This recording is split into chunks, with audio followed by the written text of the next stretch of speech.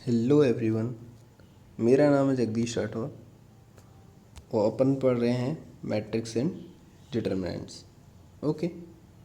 सो आगे पिछले लेक्चर में अपन ने देखा था कि मैट्रिक्स का ट्रांसपोज कैसे निकालते हैं एंड ट्रांसपोज की प्रॉपर्टीज़ देखी थी काफ़ी सारी हमने। मैंने आपको सब कुछ एक्सप्लेन किया था ट्रांसपोज के बारे में पिछले लेक्चर में। अब नेक्स्ट इस लेक्चर में अपन उसके आगे देखेंगे। अब अपन देखेंगे trace of a matrix. Trace of a matrix क्या होता है? Possible only for square matrix. ये इसकी कंडीशन है कि जो ट्रेस है वो सिर्फ अपन किसी स्क्वायर मैट्रिक्स का ही निकाल सकते हैं। जो स्क्वायर मैट्रिक्स होगी उसी का ट्रेस निकाला जा सकता है, वरना अगर कोई और मैट्रिक्स है जैसे मैंने आपको बताया था rectangular matrix, horizontal matrix, okay, and vertical matrix, इन सब मैट्रिक्सेस का नहीं निकाला जा सकता ट्रेस ऑफ मैट्रिक्स। सिर्फ और सिर्फ स्क्वायर मैट्रिक्स का ट्रेस निकालना ही पॉसिबल है। ओके। तो देखिए यहाँ पर लिखा possible only for square matrix. And है क्या ट्रेस वो देखते हैं। Algebraic sum of elements of the principal diagonal.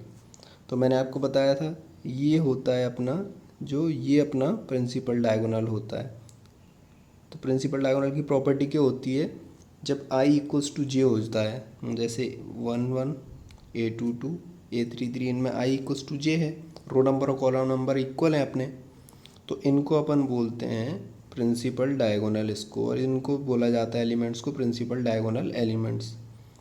तो the algebraic sum of elements of principal diagonal means to से क्या है इसका मतलब कि principal diagonal elements sum principal diagonal elements का सम जो होगा वो अपना ट्रेस कहलाएगा। ओके।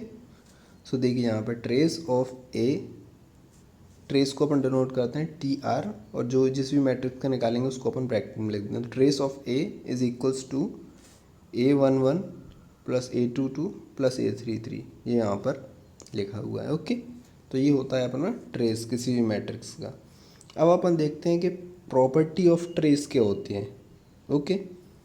मान लीजिए कि ए और बी अपना कोई स्क्वायर मैट्रिक्स है एन क्रॉस एन ऑर्डर का। ओके। तो अपन इसकी प्रॉपर्टीज़ देखते हैं।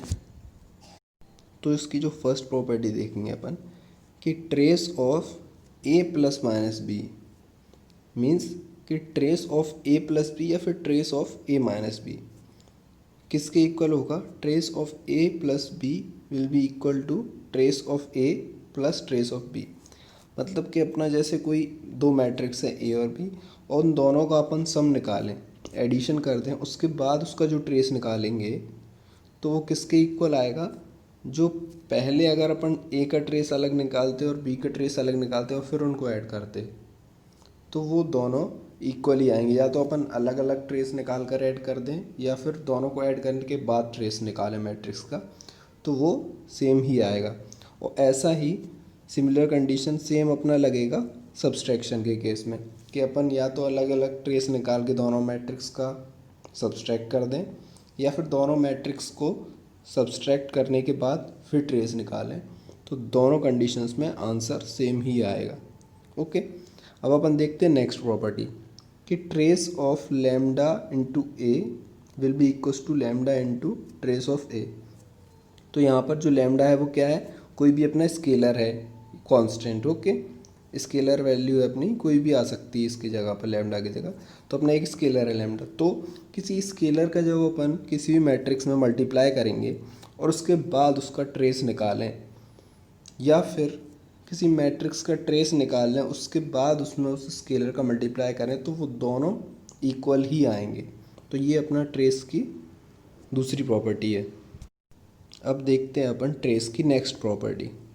देखिए यहाँ पर जैसे कि ट्रेस ऑफ ए डॉट, मतलब ए इंटू बी का जो ट्रेस है वो बी इंटू ए के ट्रेस के इक्वल आएगा। मतलब जैसे कोई भी अपन मैट्रिक्स ए इंटू बी निकाला अपन ने या फिर बी इंटू ए निकालेंगे, तो इन दोनों मैट्रिक्स का ट्रेस अपन जब निकालेंगे तो वो दोनों का ट्रेस जो है वो इक्वल आएगा, उनमें कोई चेंज नहीं होगा। ओके। तो यहाँ पर trace of A B will be equal to trace of B A. Okay. अब ऐसे ही अपन किसी मैट्रिक्स का ट्रेस निकालना, trace of A will be equals to trace of A transpose. जैसे कोई भी मैट्रिक्स है अपना ए, उसका जैसे अपन ट्रांसपोज निकालेंगे तो या फिर अपन ए ट्रांसपोज का ट्रेस निकाल लें या फिर ए का ट्रांसपोज ए का ट्रेस निकाल लें, तो दोनों का ट्रेस सेम ही आएगा। ओके, कोई डिफरेंस नहीं आएगा ट्रांसपोज करने पर ट्रेस में। ओके, तो ये अपना ट्रेस की प्रॉपर्टीज़ हो गई। अब नेक्स्ट अपन चलते हैं कि स्पेशल रियल मैट्रिसेस। अब अपन कुछ special type of real matrices देखते हैं। ओके, कि स्पेशल मैट्रिसेस क्या होती हैं। देखिए कि सिमेट्रिक मैट्रिक्स।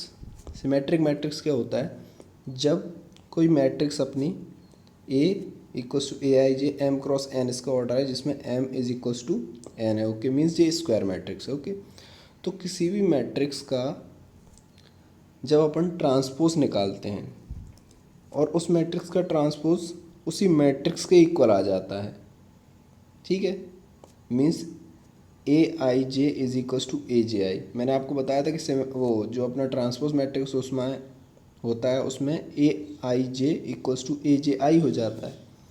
तो इसमें क्या कंडीशन है कि जब अपना जो ए I J equals to A J आई हो जाएगा, तो मीन्स है ना, तो वो ट्रांसपोज निकालने के बाद दोनों ही एलिमेंट्स अपने इक्वल हो जाएंगे। तो जब ए ट्रांसपोज अपना फाइनली खुद मैट्रिक्स ए के इक्वल ही होगा, तो उस मैट्रिक्स को बोलेंगे अपन सिमेट्रिक मैट्रिक्स।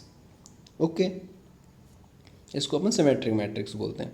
ऐसे ही नेक्स्ट मैट्रिक्स देखते हैं अपन कि जब अपन किसी मैट्रिक्स का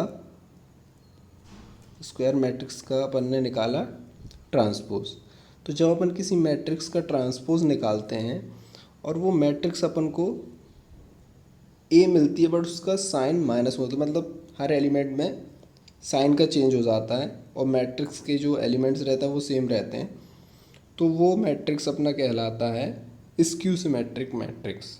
ओके, इसमें क्या होता है, जो अपना एलिमेंट होता है ए आई जे वो इक्वल्स टू हो जाता है माइनस ऑफ ए जे आई।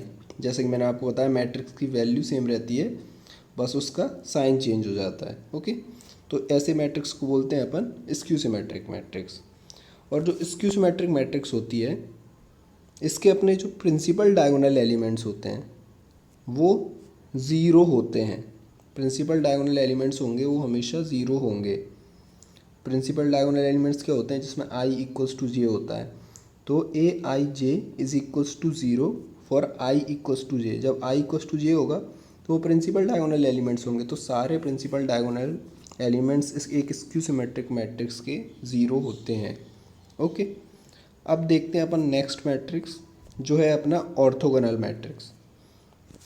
तो इसमें क्या होता है, जब अपना कोई मैट्रिक्स है ए, ओके, स्क्वायर मैट्रिक्स है, ओके, और जब अपन ए इंटू ए ट्रांसपोज निकालते हैं और वो अपना आइडेंटिटी मैट्रिक्स के इक्वल आ जाता है, A into A transpose is equals to I. तो ये जो किसी दो मैट्रिक्स का अपन मल्टीप्लाई करते हैं और अपन को आइडेंटिटी मैट्रिक्स मिले, ऐसा तो सिर्फ इन्वर्स मैट्रिक्स के केस में ही होता है। जब अपन किसी मैट्रिक्स का उसके इन्वर्स से मल्टीप्लाई करते हैं तो अपन को आइडेंटिटी मैट्रिक्स मिलता है, लेकिन यहाँ पर ए इंटू ए ट्रांसपोज कर रहे हैं और अपन को आइडेंटिटी मैट्रिक्स मिल रहा है। इसका मतलब ये है कि यहाँ पर अपना जो है ए ट्रांसपोज ए इन्वर्स के इक्वल है, क्योंकि ए इन्वर्स का जब अपन ए से मल्टीप्लाई करें तब अपन को आइडेंटिटी मैट्रिक्स मिलता है, और यहाँ पर अपन ए का ए ट्रांसपोज से मल्टीप्लाई कर रहे हैं तो अपन को आई मिल रहा है, मतलब जो ए ट्रांसपोज है अपना यहाँ पर ए इन्वर्स के इक्वल है। तो ये मैट्रिक्स कहलाता है अपना ऑर्थोगोनल मैट्रिक्स, जब खुद का ट्रांसपोज से अपन मल्टीप्लाई करें और अपन को आइडेंटिटी मैट्रिक्स मिल जाए, तो ऐसे मैट्रिक्स को अपन बोलते हैं ऑर्थोगोनल मैट्रिक्स। ओके, अब अपन देखते हैं नेक्स्ट कि पीरियोडिक मैट्रिक्स। पीरियोडिक मैट्रिक्स क्या होता है ये देखेंगे अपन कि जब किसी स्क्वायर मैट्रिक्स, अपन ने कोई मैट्रिक्स लिया है square matrix, okay, A I J M cross N J M cross M, okay, ये स्क्वायर मैट्रिक्स है अपना, और जब अपन मैट्रिक्स ए की पावर के प्लस वन करते हैं और अपना इक्वल्स टू ए आ जाता है, मतलब सेम मैट्रिक्स अपन को मिल जाता है उसकी पावर इंक्रीज करने पर, तो के प्लस वन के फॉर्म में लिखेंगे अपन। और जब अपन को जिस पावर पर अपना ए की पावर के प्लस वन इक्वल्स टू ए मिलेगा, जैसे सपोज करिए कि अपन को a की पावर 5 पर इक्वल्स टू a मिलता है, तो अपन इसको 5 को क्या लिख देंगे 4 + 1। ओके, इस फॉर्म में लिख सकते हैं। तो जैसे कि मैंने आपको बताया यहाँ पर a की power k + 1 equals to a, तो यहाँ पर a की पावर 5 इक्वल्स टू a आया है। तो जो अपना k है वो अपना पीरियड ऑफ मैट्रिक्स कहलाता है। तो यहाँ पर अपना पीरियड ऑफ मैट्रिक्स कितना हो जाएगा 4 हो जाएगा। ओके, तो इसको बोलते हैं अपन पीरियोडिक मैट्रिक्स। ओके, अब देखते हैं अपन next singular matrix. Singular matrix क्या होता है, जब कोई भी स्क्वायर मैट्रिक्स है और उसका डिटर्मिनेंट इक्वल टू 0 रहेगा, जब मैट्रिक्स का डिटर्मिनेंट निकालेंगे अपन और वो इक्वल टू 0 आएगा, तो उससे बोलते हैं अपन सिंगुलर मैट्रिक्स। ओके, ऐसे ही अपन देखेंगे नॉन सिंगुलर मैट्रिक्स कि नॉन सिंगुलर मैट्रिक्स क्या होता है। देखिए अपना जैसे यहाँ पर ए कोई स्क्वायर मैट्रिक्स है और जब अपन ए का डिटर्मिनेंट निकालेंगे तो वो नॉट इक्वल टू 0 आए, उसका डिटर्मिनेंट 0 के इक्वल ना होगा, तो उसको अपन नॉन सिंगुलर मैट्रिक्स। अब अगला देखते हैं अपन आइडेम्पोटेंट मैट्रिक्स। तो क्या होता है, जैसे अपना कोई स्क्वायर मैट्रिक्स है ए, और जब अपन ए का स्क्वायर करेंगे और वो सेम ए ही आ जाएगा अपना स्क्वायर करने पर भी, तो ऐसे मैट्रिक्स को अपन बोलते हैं idempotent matrix. Okay, got it. अब देखते हैं अपन next involutory matrix. Involutory matrix क्या होता है, जैसे अपन किसी मैट्रिक्स का स्क्वायर करें, ठीक है, और स्क्वायर करने पर उस मैट्रिक्स का स्क्वायर करने पर अपन को आइडेंटिटी मैट्रिक्स मिल जाए, तो ऐसे मैट्रिक्स को अपन बोलते हैं इनवॉल्यूटरी मैट्रिक्स।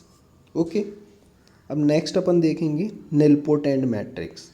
निलपोटेंट मैट्रिक्स क्या होता है, कोई स्क्वायर मैट्रिक्स है अपना और उस स्क्वायर मैट्रिक्स की अपन जब पावर इंक्रीज़ करेंगे, उसकी पावर निकालेंगे, ए स्क्वायर, ए क्यूब, ए की पावर 4, कुछ भी निकालेंगे, तो जब अपन इसकी पावर इंक्रीज़ करेंगे और जब ए की पावर अपन इंक्रीज़ करें तो किसी पावर पर जाके अपन को वो ज़ीरो मैट्रिक्स मिल जाए, जिस पावर पर जाके, तो जो पावर अपनी होगी पी, मतलब जिस वैल्यू पर उसकी पावर पर जाके अपन को ज़ीरो मैट्रिक्स मिल जाएगा, तो वो पी अपना कहलाएगा उसका इंडेक्स, और वो ऐसी मैट्रिक्स को अपन बोलते हैं निलपोटेंट मैट्रिक्स।